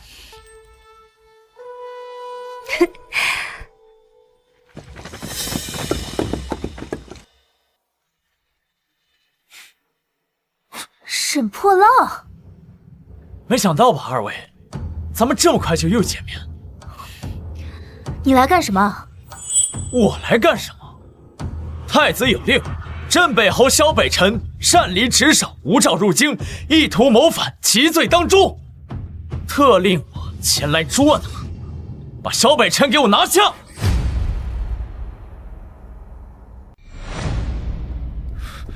不用担心，一切有我。你确定这是太子的命令？放肆！你竟敢质疑太子！萧北辰，我劝你束手就擒，不然可别怪我把慕容昭当成你的同等，格杀勿论。不可能，沈破浪什么时候帮太子做事了？他明明是二皇子的人。慕容昭啊，你一心想嫁给镇北侯，但是无诏入京可是死罪，就算你嫁过去了，也只会被世人当成克死夫君的寡妇。把萧北辰给我拿下！这是个阴谋，你不能去。我回京就是为了这个阴谋。昭儿，收好我给你的定情信物，等人来提亲。信物？提亲？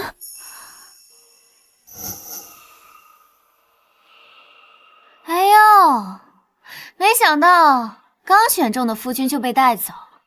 慕容昭，你也有今天。还轮不到你来笑话我。我不是来笑话你的，我来是想劝你，眼下赶紧想办法救人，不然你那情郎镇北侯可马上就要人头落地了。殿下，我们可以先假借太子的名义，让沈破浪带走萧北辰，然后再劝慕容昭用他的全部财产向您求救，到时候我们就……我明白了，你就是萧北辰口中来提亲的人。你会有这么好心帮我？我又不是要帮你，我是为了报复沈破浪。他坏了我和宋玉章的好事，还把我押进了监牢，这个仇我必须要报。你到底想说什么？如今陛下病重，太子监国，既然是太子把镇北侯带走，那就必须要找一个和他势均力敌的人，才有可能救下来。你是说二皇子？他凭什么帮忙？你慕容昭富可敌国，花点钱打理，他还能坐视不管？好，我姑且信你一次。哼。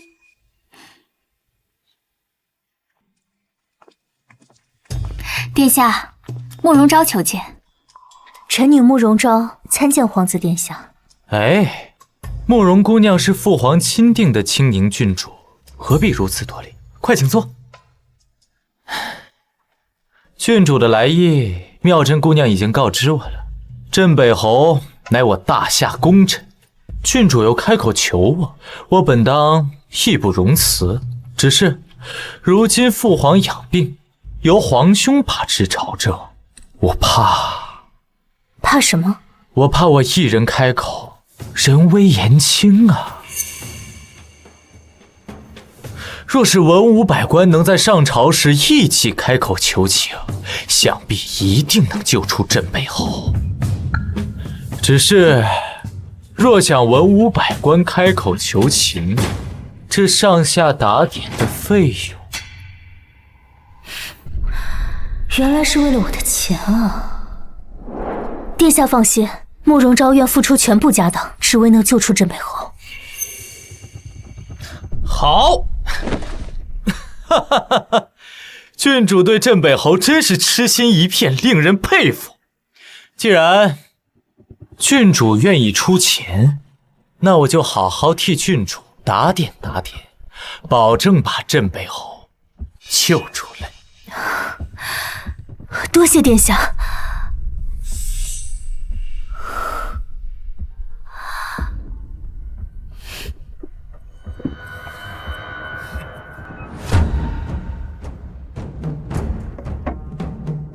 殿下，臣女先行告退，回去筹钱。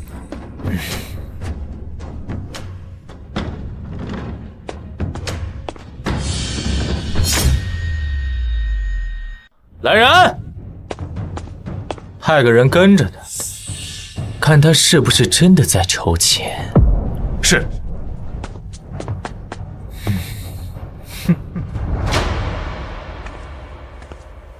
没想到你倒挺有本事，不仅算到了慕容昭会为了男人不顾一切，还想到了在茶里下毒的妙计。奴家只是顺水推舟而已，能成功那是因为殿下是真龙天子，鸿福齐天。说得好，你帮了本王这么大的忙，想本王怎么赏你啊？妙真能够帮到殿下，是妙真的荣幸。奴家只愿能够常伴在殿下的身边。等本王登基之后，后宫少不了你一个位置。多谢殿下，哦不，多谢陛下。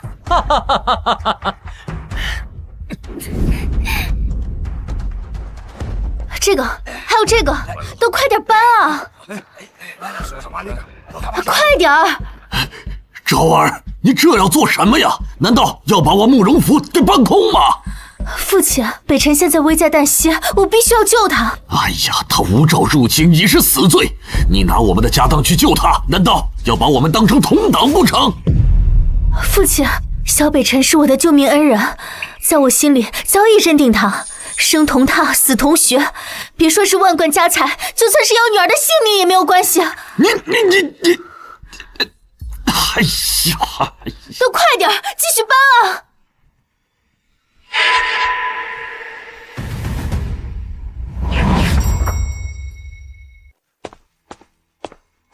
郡主，京城第一当铺刘掌柜来了。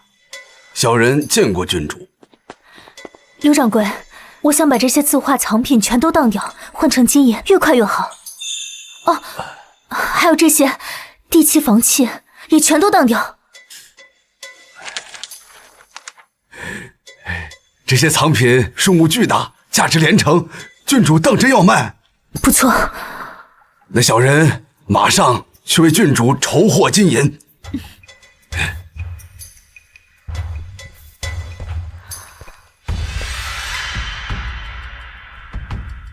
哼，你亲眼看见慕容昭为了筹钱变卖了房产和田地？是，属下亲眼所见，而且郡主和他父亲为此还大吵了一架，他的父亲都被气病倒了。好，很好，看来这镇北侯真是慕容昭的死穴。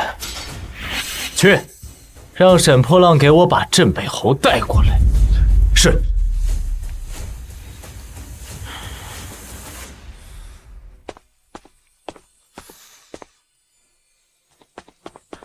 臣萧北辰参见二皇子殿下，不知殿下以太子的名义将我带来，有何用意？你是个聪明人，本王叫你来的目的，你应该很清楚啊。是因为臣私自入京与慕容昭见面，不慎暴露，这把柄落入了殿下手上。不错，你若是不想被谋反问斩，就乖乖与本王合作。只要你愿意带领40万黑甲军效忠于我，事成之后，我必定重重有赏。我萧北辰只听命于大夏皇帝陛下一人，若没有其他事，臣告辞了。镇北侯，我劝你三思啊！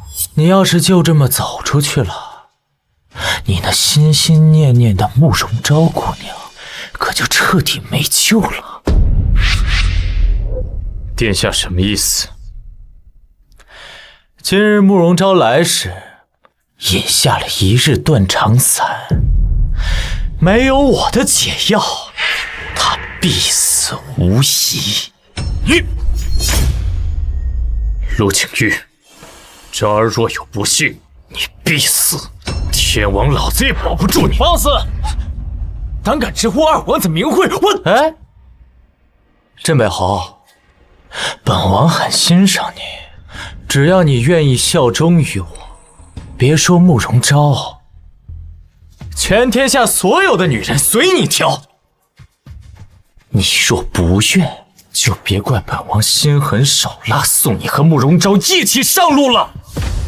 只是那么痴情，为你变卖房产的姑娘，你真舍得她死吗？想好了吗？是死后做一对同命鸳鸯，还是归顺于我，和慕容昭双宿双飞？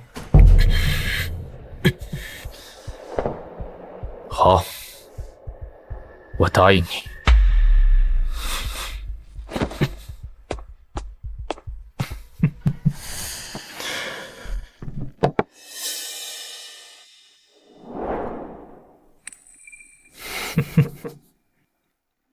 殿下，我临时变卖家产，暂时凑出了7000万两白银，求殿下救出萧北辰，事成之后必有重谢。不愧是我大夏女首富啊，富可敌国，名不虚传，7000万两，哈哈哈哈哈哈！我大事可成。殿下，什么大事可成？郡主还不知道吗？镇北侯已经归顺于本王，眼下正带着我的兵马去皇宫诛杀太子，囚禁父皇。事成之后，你二人可是立了头功。什么？你说什么？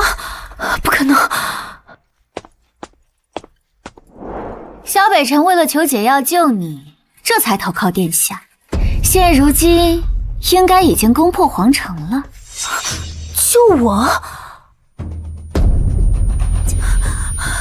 你还不明白吗？那天你和殿下见面的时候，喝了我已经下毒的茶，现在毒已发作，若想活命，就乖乖归顺于殿下。若想活命，就乖乖归顺于殿下。慕容昭，就算你是富可敌国的郡主，那又怎样？不还是被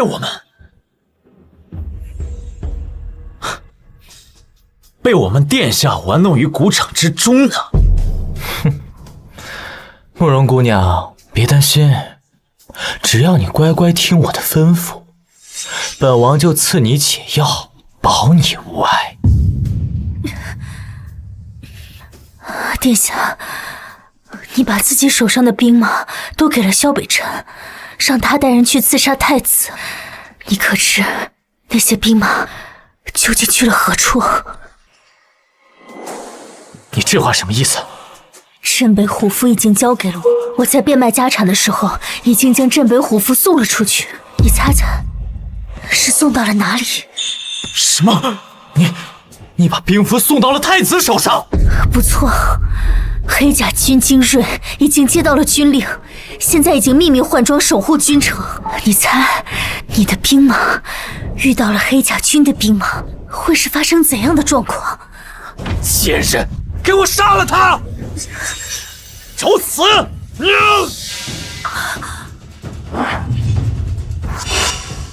住手！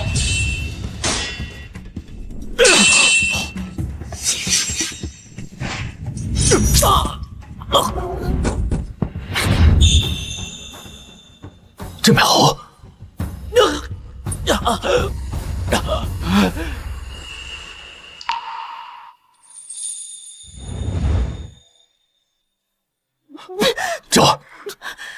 这儿，北辰，我就知道你一定会来的。萧北辰，竟敢背叛我！你是不想救他的命了吗？这儿，我是不是很聪明？猜到牛回京要做什么，是不是很厉害？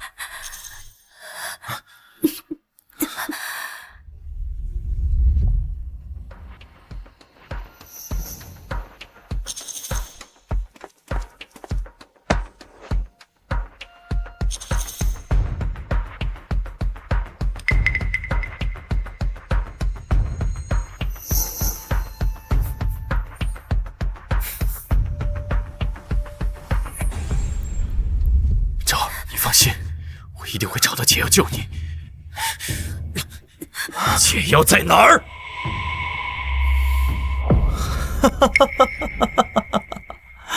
要想救他，你就乖乖为本王去杀了太子，否则我死了也得拉他一起陪葬。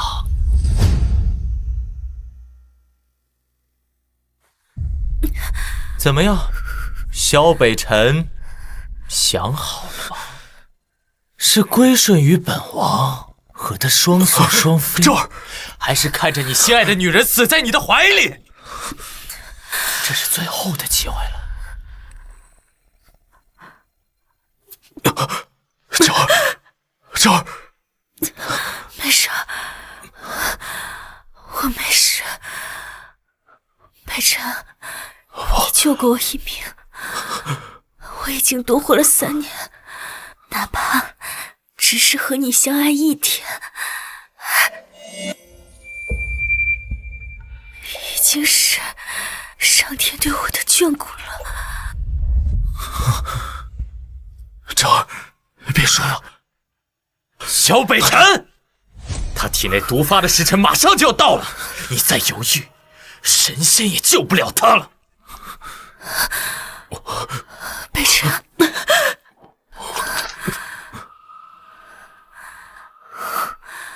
北辰，你还记不记得我父亲问你的那个选择吗？你说天下苍生于我，你说你会选苍生，你要记住这句话。毕竟我爱的男人可是大夏的镇北侯。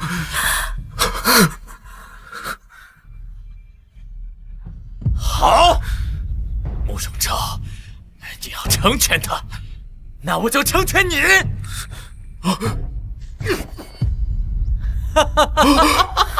不！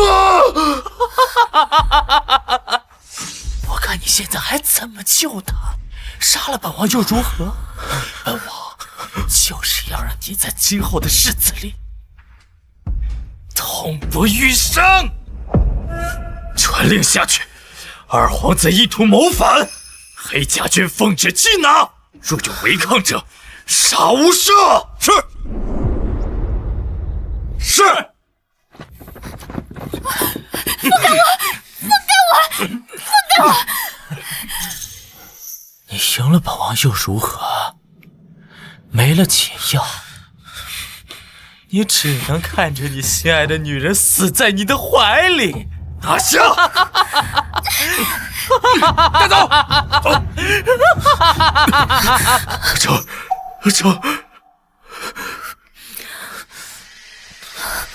周儿，伯父，我滚开！周儿，若不是因为你，我女儿怎么会到这个地步？这就是你口口声声说的照顾她。父亲，和他没有关系。哎呀，孩子，是我都到这个份上了，你还替他说话？好好休息，爹带你回府，找人救你。哎，孩子，侯爷，你闭嘴！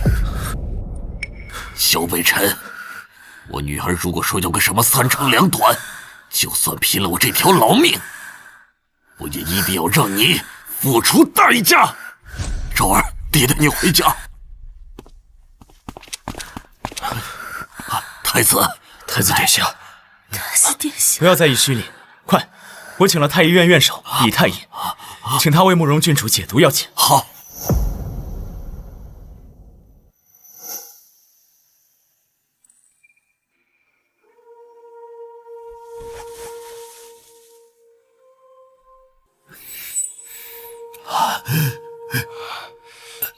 回禀殿下，郡主所中之毒，毒性霸道，下官也只能暂时压制郡主体内毒素，拖延1日，至于解毒，属下官才疏学浅，无能为力。李太医，难道连你都解不了郡主所中之毒吗？回殿下，若论解毒之术，太医院先前的柳太医乃是天下第一。若是他还在，郡主的毒必然能解。只可惜他3年前便已离世了。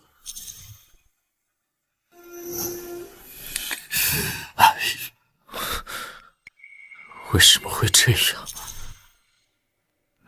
太医，我女儿她……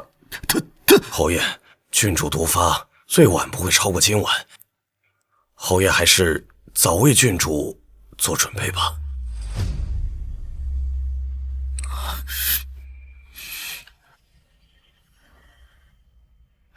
在下就先行告退了。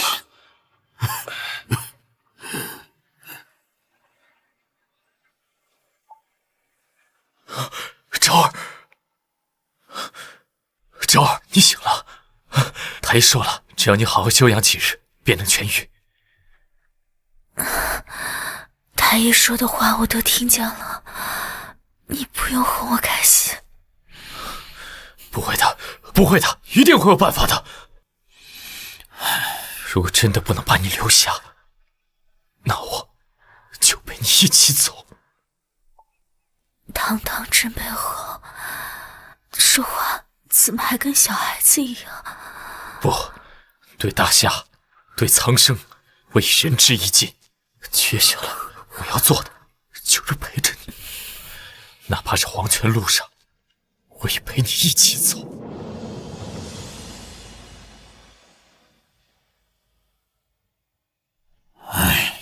我不同意。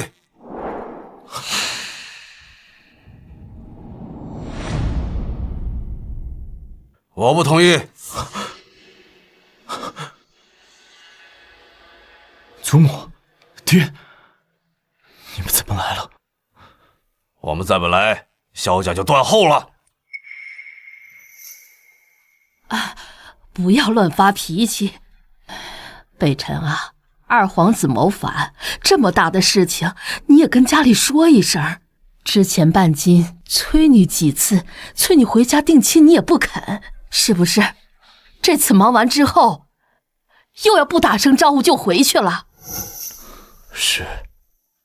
哎呦，这再忙也得成家立业呀。你看，这是我和你爹给你定的柳姑娘柳芷若。她温柔贤惠，知书达理。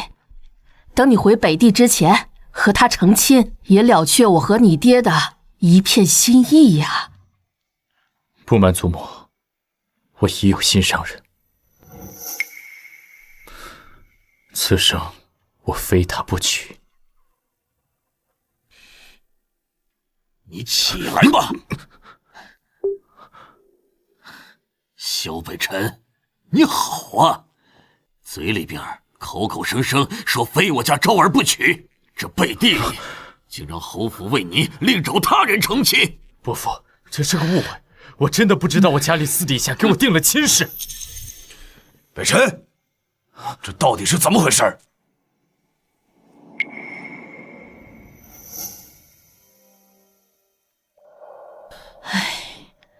原来如此，你这个臭小子，这有心上人就早说嘛，免得祖母为你担心这么久。好了，你们萧家到底是要娶还是要定亲，请外边说去，不要在屋里边打扰我女儿。趁她毒发之前，让我好好陪陪她。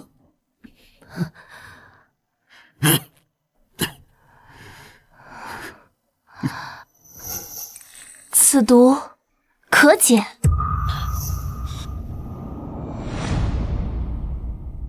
此毒可解。你说什么？刘姑娘，你说的是真的吗？我祖父生前是太医，我自幼跟在他身前学习驱毒之术。你就是李太医所说解毒圣手柳太医的孙女？没错，她就是柳太医的孙女。我和你祖母担心战场上刀枪无眼，容易受伤，所以才为你求娶了这样一个懂医术的柳姑娘。求柳姑娘为昭儿解毒，只要昭儿能够解毒，我萧北辰赴汤蹈火，万死不辞。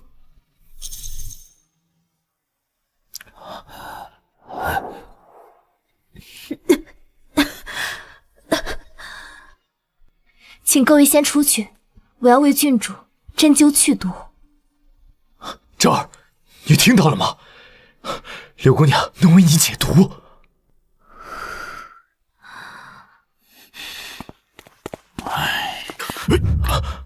哎呀，如果这位柳姑娘真能救下昭儿，本侯可以对你既往不咎。不过你需要答应本侯一个条件。侯爷尽管吩咐。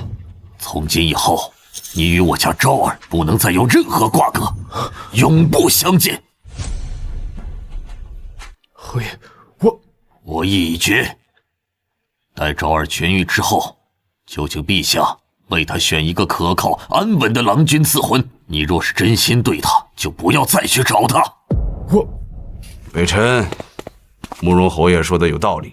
既然他已经决定要去为郡主求婚，那你更要注意分寸，听爹的话，回去之后跟柳姑娘拜堂成亲。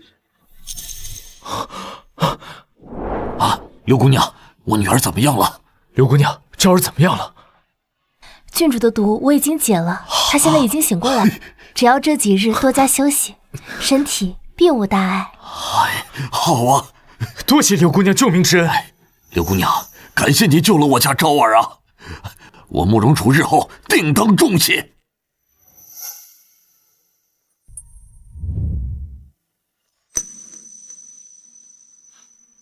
在下目睹姑娘为慕容郡主解毒，医术甚是精妙。实不相瞒，家父近日卧病在床，在下内心焦虑，这才上前冒昧打扰姑娘。不知能否请姑娘帮忙诊治？治病救人乃是医者本分，公子请带路。请。昭儿，感觉怎么样啊？女儿感觉好多了。昭儿，我……萧北辰，别忘了刚才你都答应了我些什么。更何况，既然你与那柳家姑娘在父母之命下定了婚约，更得洁身自好，不要毁了我家女儿的名声啊！爹，好了，你休息。来人，准备马车软榻，带郡主回府。还没找到那个逆子吗？老爷，小侯爷还未曾。哎，老爷，快看，是小侯爷！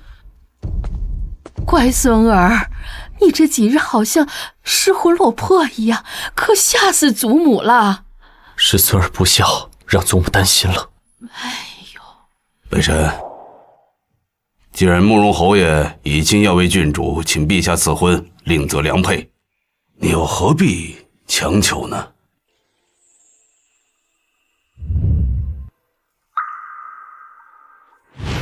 这位兄台，是他。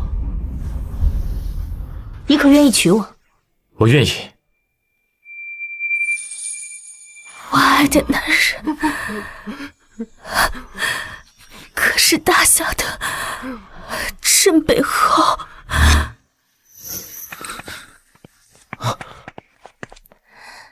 只若见过镇北侯。柳姑娘，多谢柳姑娘救了昭儿。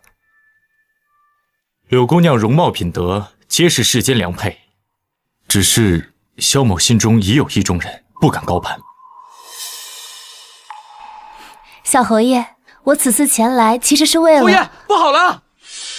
侯爷，陛下的赐婚圣旨到了。什么？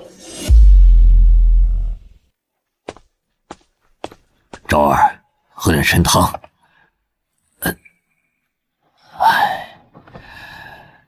昭儿，你这是心里还在怨我啊？爹知道你喜欢萧家那小子，可是你想过没有，倘若当日你若是真的，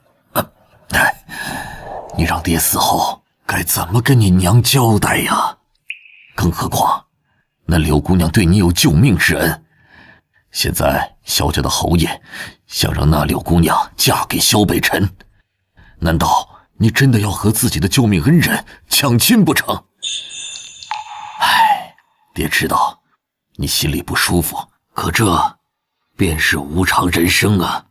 爹做这些都是为了你好，周儿，忘了他吧。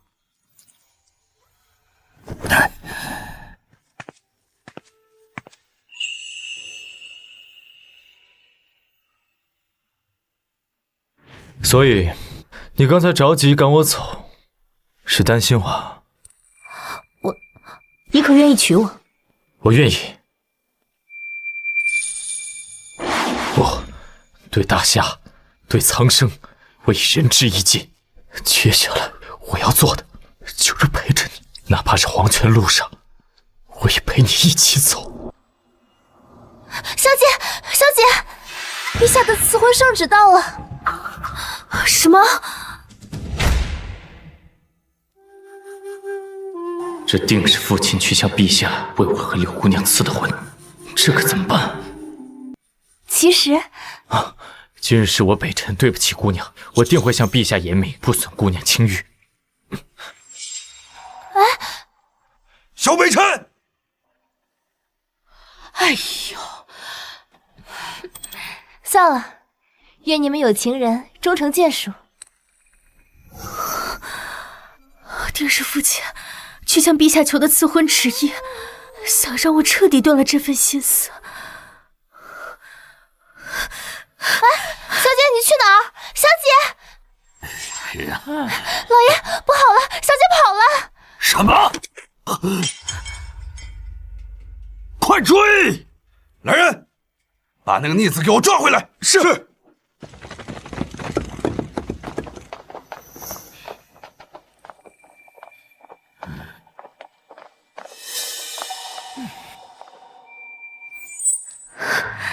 萧北辰，你会等我吗？慕容昭，我只想和你在一起。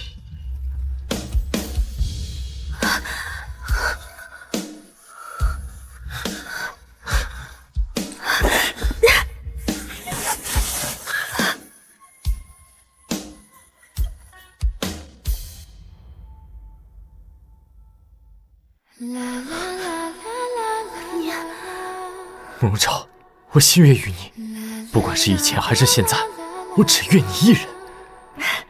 我也是，萧北辰，我也心悦于你。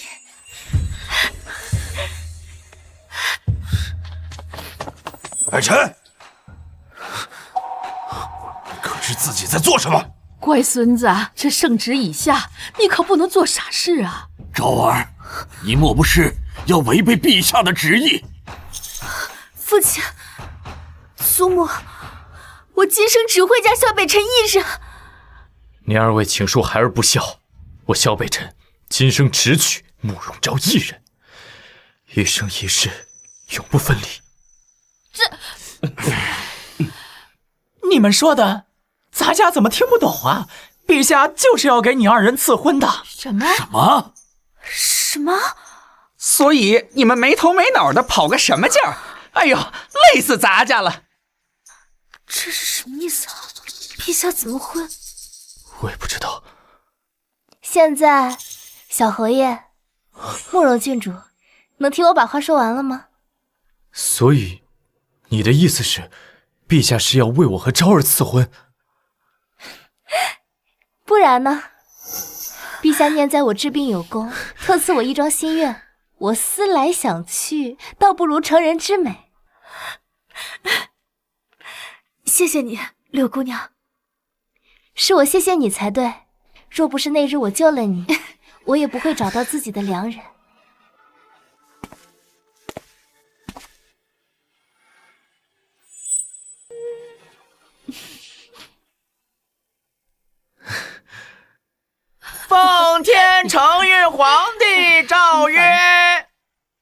自有富民侯之女清宁郡主慕容昭，玉秀名门，柔家端惠，镇北侯府萧北辰，英武卓绝，忠勇贯日，二人德才相匹，门当户对，实乃天作之合，特赐婚于二卿，择吉日完婚，钦此。